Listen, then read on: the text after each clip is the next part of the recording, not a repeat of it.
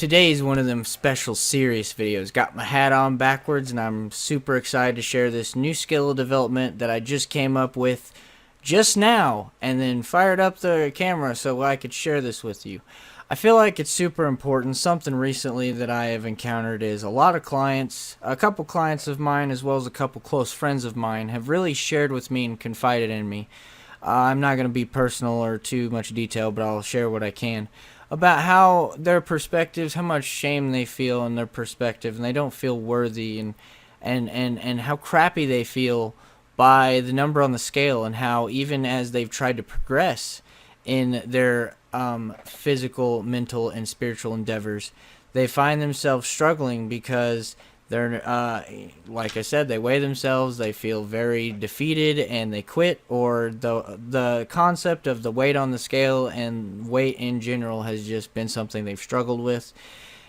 And it's difficult, and I feel your pain. I understand. I was that way myself at one point, and I was able to get myself out of it, and so I want to try to get you out of it. So, that being said, let's try to develop a new perspective on both weight and fat.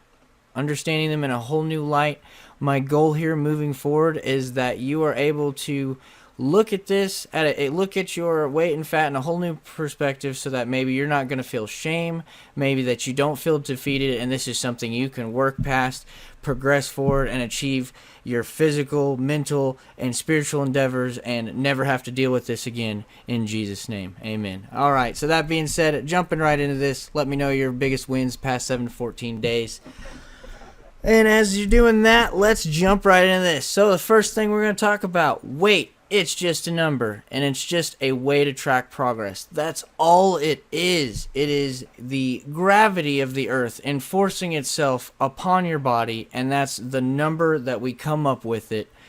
And that really, at the end of the day, the only reason that number even matters is that it's a way to track progress. Whether you're trying to get shredded, bulk up, get stronger, it's just a way to track whether or not you're moving in a certain direction or another certain direction. So really, it's just to track direction, progress.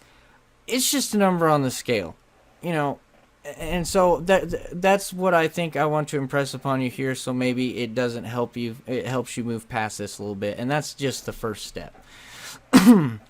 Excuse me. The next step here is there are buttloads of different ways to track your progress. So, although I do encourage you to get to the point, and I do want you to get to the point that you can track your weight, simply because I do see how it is the most important and probably the most effective way to track your progress as you're working out, as you're trying to gain muscle, get stronger, cut your fat. Because that's kind of one of the more sensitive needles in a way, but that's not the only thing to look at. I think you need to be looking at least 4 or 5, 6 different things, as many as you need to feel better. So just to give you some examples, you've got weight, you've got different measurements, which, all individually, together, however you want to say it. It could be your waist measurements, your biceps, your thighs. That's why we try to have a few extra measurements in the program. Progress pics, that's another way as well. What you can visually see, how your clothes fit. We also track progress in the gym, performance in the gym. Are you getting stronger? Are you performing exercises faster? How is your sleep? Is your sleep better? Are you feeling better? Do you look better? Does your skin look better? Do you feel better? Is your mood better? There are so many ways to track besides weight, that even if you're tracking weight along with that, you could look at something else and still feel better about it. Why is that? Because, yes, sometimes weight doesn't move, or worse off, it moves in the direction that we don't want it to move in. However, maybe your weight doesn't move, but you're getting stronger in the gym. You're doing something right. Maybe your weight's not moving, but your clothes are fitting better. You're doing something right. Maybe your weight's not moving, but You're in a better mood. You're getting along with your kids better. You and your wife aren't fighting as much. You're feeling more clear-headed. You're looking better. You're feeling better. You're operating better. You like what you see in the mirror. Maybe you're noticing your skin's a little tighter. You're feeling better. You're getting bigger, something like that. It could be any of those things. That's why we want to look at all the plethora of different ways to track progress. Because if one doesn't satisfy you, you can find another one that will. And I can't tell you how many times I've seen that in clients. Oh, my weight didn't change, but your measurements did. Or your measurements didn't change, but you saw a difference in progress pics. Progress pics didn't change, but you got stronger. There's always something positive to look at. You just need to go find it. You're doing yourself a disservice if you only focus on the one thing. That's why we try to focus on a few different measurements. So that's for tracking progress. That's really all that weight's used for. So let's talk about the different perspective. I think if we looked at weight in two different ways, it would really help. The first way is your good weight or your muscle weight, and then the second way is your bad weight or your fat weight. You need a little bit of fat on your body, so you're going to have a little bit of fat to function. But if you've got excess fat, that just means you might be a little overweight. You have excess bad weight. Which can be solved by adding good weight, which is muscle. And understand that, you're gonna have to weigh something, right? So, not all of the weight is bad. Sometimes you gain a little bit of weight while you're training and trying to get in better shape because you're gaining muscle. Not only are you gaining muscle, which weighs more, but think about it this way. Your fat is literally just sitting there. It's sitting there covering your organs, helping your body generate heat because there's more padding there. Your muscles, on the other hand, are very functional. They contract, they extend, they do all these different things. The neurons fire through them. They're an actual part of your body where they're very energy dependent, requiring calories. They're very water dependent, requiring more water and hydration as they get bigger and stronger, as well as oxygen, meaning that your heart and your lungs are going to have to accommodate and get stronger as well. That's why the heart and lungs get healthier through exercises, because then they're growing and developing as well to compensate for the muscle growth. That's why when you grow muscle and you get stronger, weight tends to stack on quickly, is because you're gaining muscle weight, you're also gaining water weight as well. And in this case, water weight's good weight.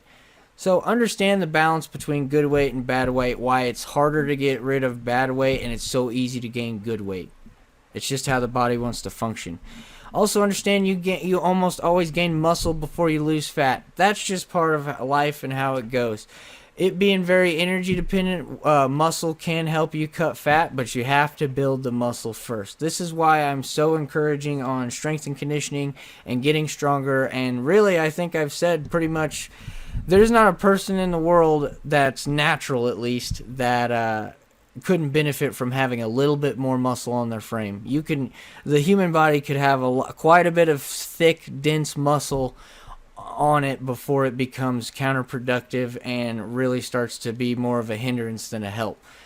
You can build quite a bit of muscle, especially naturally. So you almost always gain the muscle weight before you lose the fat weight. So that being said, you almost always gain weight. If you're trying to lose weight or lean out, you almost always gain weight before you lose it, because you're changing your eating around, you're probably taking in a little bit more protein, you're exercising like you should be, working out, you're getting those pumps, you're building muscle. And if you're building muscle, like I said, extra muscle mass and water weight. That's just how it is. I'm telling you because I love you enough to tell you the truth.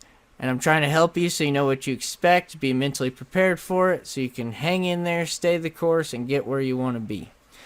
The next one is just to understand that muscle is denser than fat. Muscle's denser, not heavier.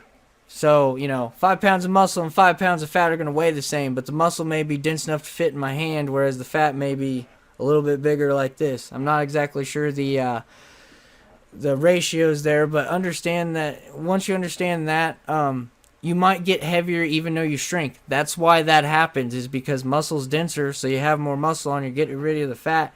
You may be shrinking. That's why measurements change. That's why you change in measurements before you change in weight, because the body is so great at gaining muscle as fast, if not faster, than losing fat. So that's why that happens.